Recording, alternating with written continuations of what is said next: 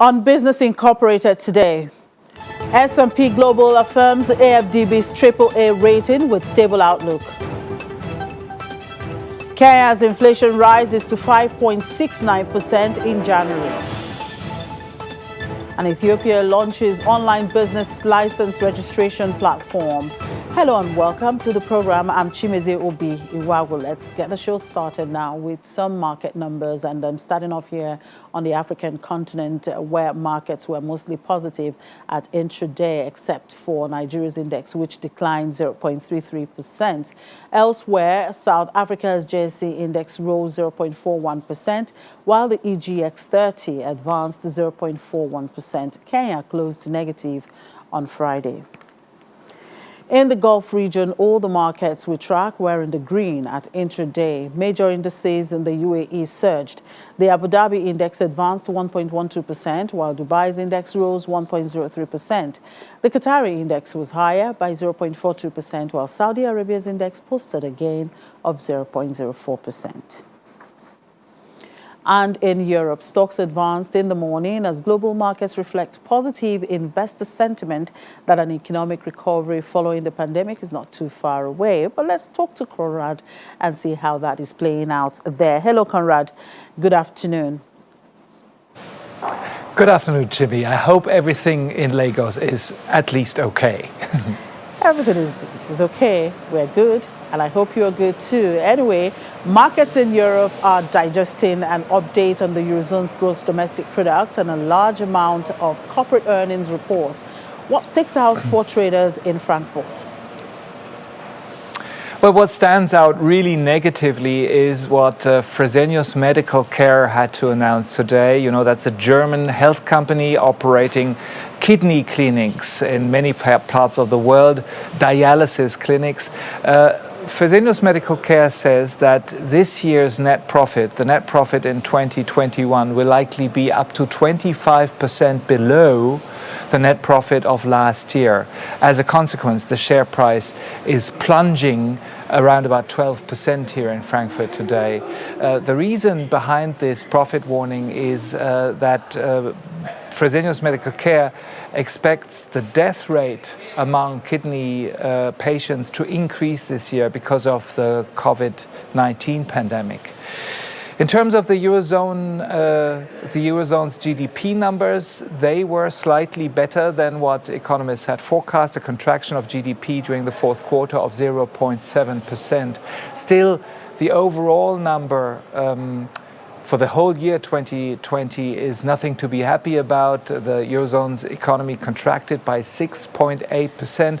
And of course, predictions at the moment are really very, very uncertain still. Only one prediction is a relatively sure thing. It's likely that our economy at the end of this year, 2021, will not have made up yet all of the losses of the pandemic. So the economy will not be where it was before the pandemic at the end of this year, 2021. All right. Looking at some corporate news there, the Hilton Hotel Group has announced the opening of 10 new hotels in Germany. How courageous is this in the middle of a pandemic? What are the reasons behind this strategy?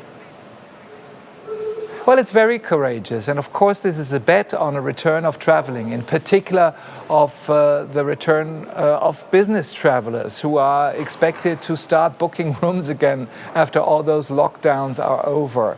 What's important to say and to note here is that the Hilton Hotel Group itself is not owning those hotels. It's merely selling its brand to franchise buyers, to, real estate development companies that build and run those hotels. So the entrepreneurial risk for Hilton Hotel Group is relatively limited. Still, of course, all this only works with the expectation that travel will return. Hilton has actually managed, because of this outlook, to refinance an old loan during the recent days. It has given out a new loan, a new corporate bond worth 1.5 billion US dollars. It carries an interest rate of 3.6%. Parts of the money is used to pay off old debt. Now, of course, in order to improve the cash situation further for Hilton, this situation with the 10 new hotels here in Germany should better work. An investment app, Robinhood, has raised another $2.4 billion from shareholders to help it get through a liquidity crunch caused by the recent trading frenzy on the platform. So how is the frenzy developing? Is it going on, or is the saga losing its steam? Both, really. The frenzy is going on, and the steam that GameStop's share price is giving away and losing is quite significant. The shares are down 30% here in Frankfurt trading today, and basically for two reasons. Reason number one is that trading platforms like Robinhood continue to restrict trading with these shares. They are nervous about the risk that this would carry for their customers, but also for themselves, the trading platforms and their own operations. Reason number two is, the original bet to create a huge short squeeze, or in other words, to really cause a lot of trouble for those hedge funds who had, speculated on a declining share price of GameStop. This bet has really found its limits. The hedge funds have lost a lot of money. They eventually, of course, understood what was going on and managed to close many of their risky trading positions. And this means that the bet on this huge short squeeze just doesn't work the way it has at the beginning of all this last week. All right, Conrad, I will talk to you again tomorrow. In the meantime, enjoy the rest of the day. And after a strong run, the UK housing market may be running out of steam as a tax break introduced to stimulate demand nears its end. The latest figures from mortgage lender Nationwide shows house prices fell in January for the first time since last June. Let's bring in Juliana now. Hello, Juliana. Good afternoon. Well, the dip in UK house prices last month could put more pressure on Chancellor Rishi Sunak to extend the stamp duty holiday. Yesterday, MPs held a virtual parliamentary debate on the issue, with many arguing that the tax break shouldn't end on the 31st of March. What do you think?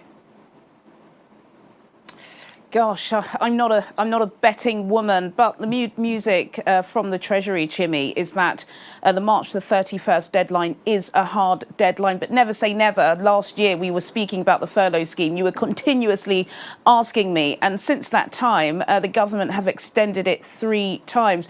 So we'll have to wait and see until the 3rd of March when Chancellor Rishi Sunak will be delivering his spring budget in the House of Commons. But as you said yesterday, there was a virtual a debate about whether or not this tax break should be extended. 140,000 individuals did sign a petition, which is why MPs were discussing it. And there's no shadow of a doubt that, yes, last year's 6-month housing market boom was down to the break in this tax. Now, if you buy a property and it's less than £500,000, then you would have had to have paid this stamp duty.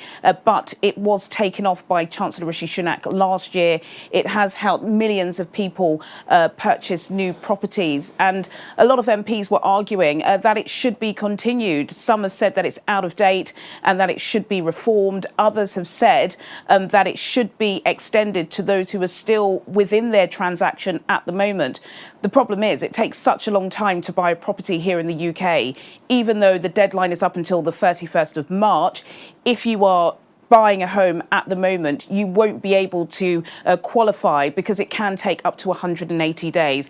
So the discussion is still ongoing. Again, the Treasury appear to be saying that that deadline is a hard deadline, but we are in such an unprecedented period. So who knows? We'll have to wait until the 3rd of March to see what the Chancellor has to say on that. Sure, anything can happen, really. Now, you did mention BP's earnings this morning, and the shares dropped 3% in the morning after the oil giant reported its first quarterly loss in a decade. Now, bring us up to speed with the market numbers this intraday, and wondering if BP is pushing the market. Well, the FTSE is actually in positive territory, despite, as you said, BP reporting its first annual loss in a decade. Actually, their shares still trading lower by 3% at intraday. It does appear as if hoteliers are doing pretty well. That's because the vaccine rollout appears to be going good. There was a little bit of beef last week on the continent of Europe that does appear to be tapering out. So all is good. Also, the BA owner IAG, their shares are up by about 4%. Whitbread, they're the owner of Premier Inn. Their shares are up by about 3.4%, as well as the Intercontinental Group. So the FTSE All-Share at intraday is up 0.79%. The FTSE 100 is up by 0.72%, and the FTSE 250, the domestic market, that's up by 0.91%. In the currencies market, the British pound also trading up against the US dollar at intraday by 0.13%, up against the euro by 0.29%, and it's also trading up against the Japanese yen by 0.17%. And online casinos will be forced to overhaul slot machine games to slow them down and remove features that cause players to lose track of how much they are spending. What's this all about? Yeah, this is part of a huge scheme for the Gambling Commission to really try and crack down on gambling here in the UK. There are approximately 4 million addictive gamblers here. It's a massive issue. They've already tried to overhaul some of the policies. The National Lottery, which is a big kind of family-friendly gambling way, that has already been extended. So now, before you had to be over 18, but now you have to be over 21. They've also stopped people using credit cards and the fixed betting terminals, which was a huge issue for gambling organisations here in the UK. They've been banned, and you can only pay £2 in a store. Now, the online casino slots is the digital version of fixed odd betting terminals. And according to the latest statistics here in the UK last year, people spent £2.2 billion on these online casino slots. Some people spending days and days on there, spending hundreds of thousands of pounds. And now there's a huge crackdown on these casino slots. A lot of MPs are trying to make them illegal. So it's a ongoing reform here in the UK. A lot of MPs and families who have had issues with addictive gambling are saying that the government is not doing enough. So they're trying to crack down even more. And the latest are these digital online casino slots. All right, Juliana, thanks for updating us on that. Hope to see you again tomorrow. And stocks in Asia Pacific rose today following an overnight jump on Wall Street. The Shenzhen component in mainland China saw robust gains as it rose 2.073% on the day. The Shanghai Composite advanced 0.81%. Hong Kong's Hang Seng Index was 1.15% higher. The Kospi jumped 1.32% to end its trading day at 3,096.81. In Japan, the Nikkei 225 gained 0.97%, while the Topix Index advanced 0.94%. In Australia, the S&P ASX 200 closed 1.49%. And in the U.S., stock futures rose early this morning after the equity market kicked off the week with a bounce-back session. Futures contracts tied to the Dow Jones Industrial Average climbed 233 points. Those for the S&P 500 and the Nasdaq 100 also traded in positive territory. The move in futures follows a broad-based gain for the market on Monday, which saw the Dow add nearly 230 points and all 11 sectors in the S&P 500 rise. And in global oil market, prices rose around 1% in early trade today after major producers showed they were cutting crude output in line with their commitments on restraints, supporting a market thrown out of kilter by weak demand during the coronavirus pandemic. Brent crude was up 0.9% to $56.86 a barrel, while U.S. West Texas gained 1% to $54.08 a barrel. Both contracts rose more than 2% in the previous session. OPEC group production increased for a seventh month in January after the group and its allies agreed to ease supply curbs further, but the growth was smaller than expected. Okay, silver market is the latest flashpoint in the Reddit mania that took over Wall Street last week. That's our conversation next.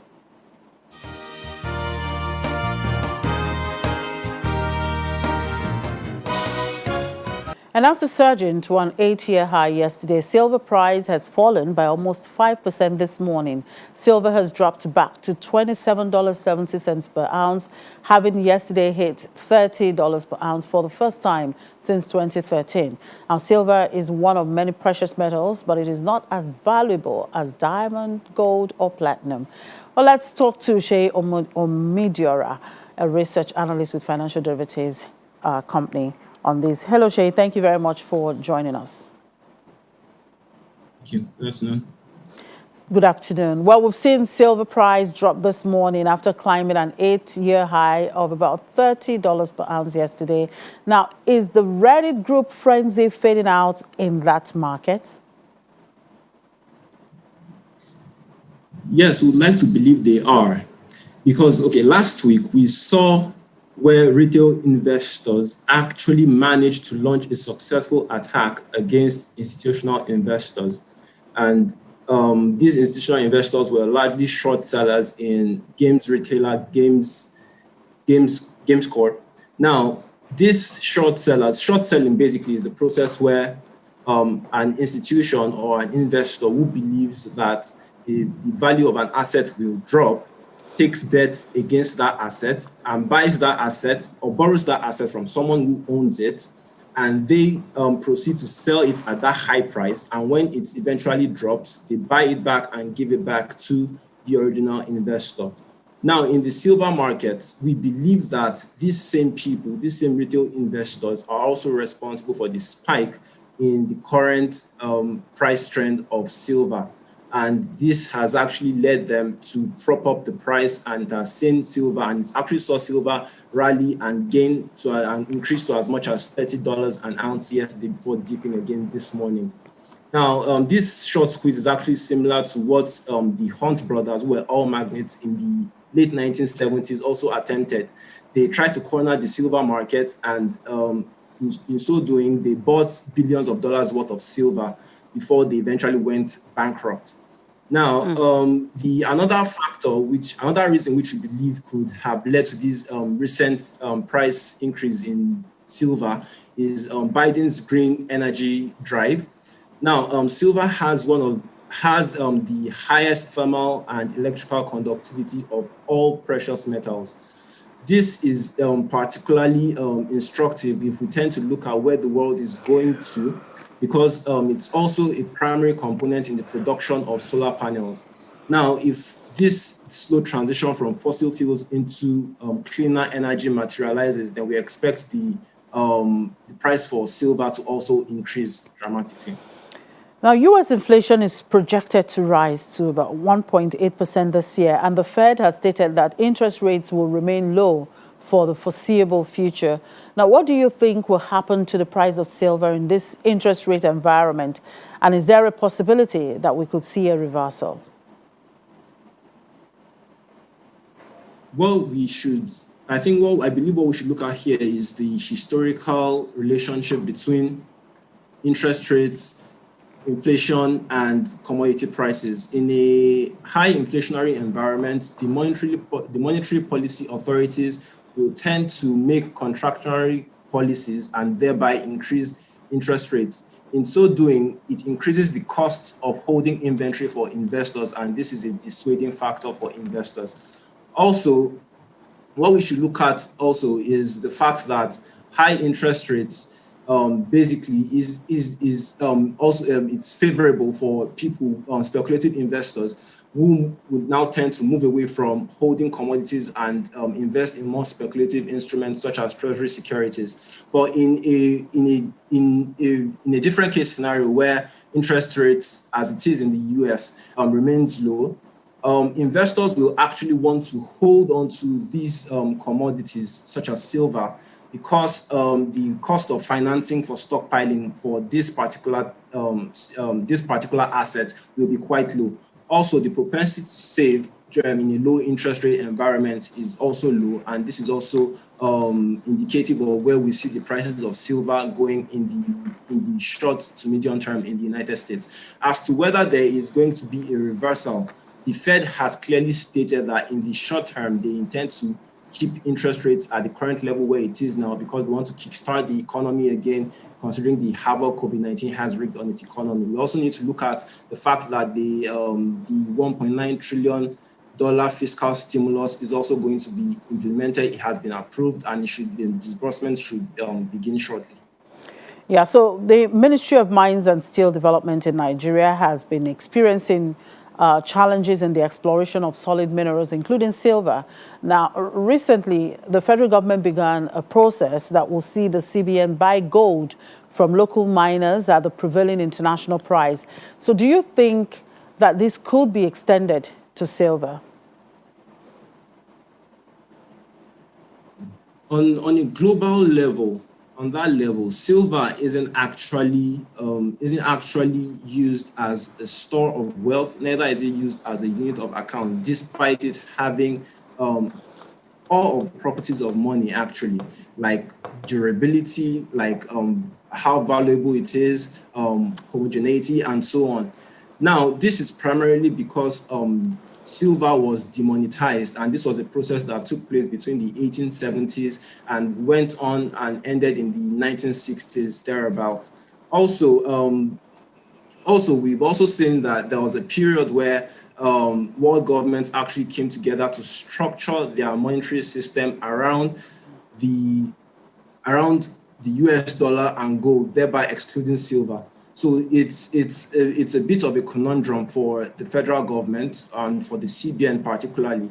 But we also, I believe, can further exploit this mineral as because it can serve as a source of foreign reserves. It can also serve as can also help to increase our foreign earnings as well. All right, thank you very much, Sheyi, for your time. Thank you very much. And S&P Global has affirmed its AAA foreign currency issuer credit rating of the African Development Bank with a stable outlook. A statement by the lender on Monday says that the bank would, over the next 2 years, effectively manage its capital while maintaining solid levels of high-quality liquidity assets and a robust funding profile. And Kenya recorded a slight increase in inflation in January to 5.69% from 5.62% recorded in December 2020.